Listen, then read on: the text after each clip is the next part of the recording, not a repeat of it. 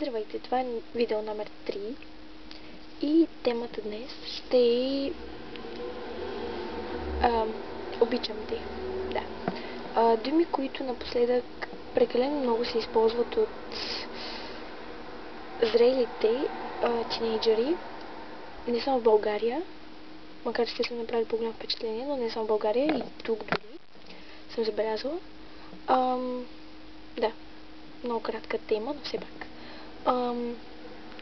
Тъпо е, когато тръгнеш с някого във връзка с те и на първия или втория ден или на третия да му кажеш, че го обичаш. В смисъл, добре, разбирам, че има хора, които примерно да са познават и примерно имало е нещо, което имало е нещо между тях, в смисъл, заради което не са могли да бъдат заедно.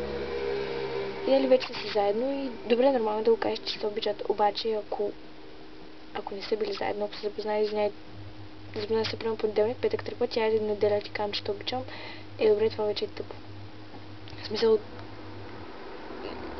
любов на пръв поглед, пак не можеш да кажеш, че обичаш някой.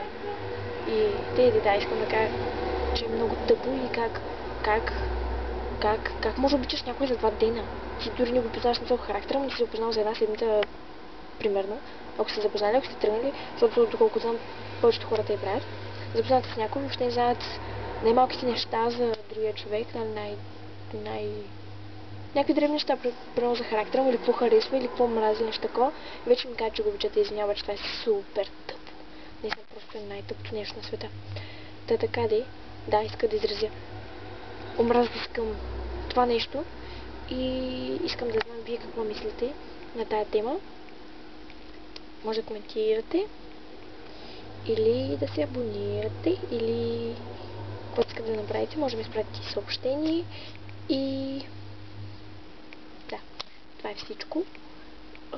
Много кратка тема, но да, ще направя и второ видео, в смисъл 3.2, защото е кратко и да, може да коментирате, да споделите мнението си, да се абонирате ако искате и благодаря ви, че гледахте и третото ми видео. Чао!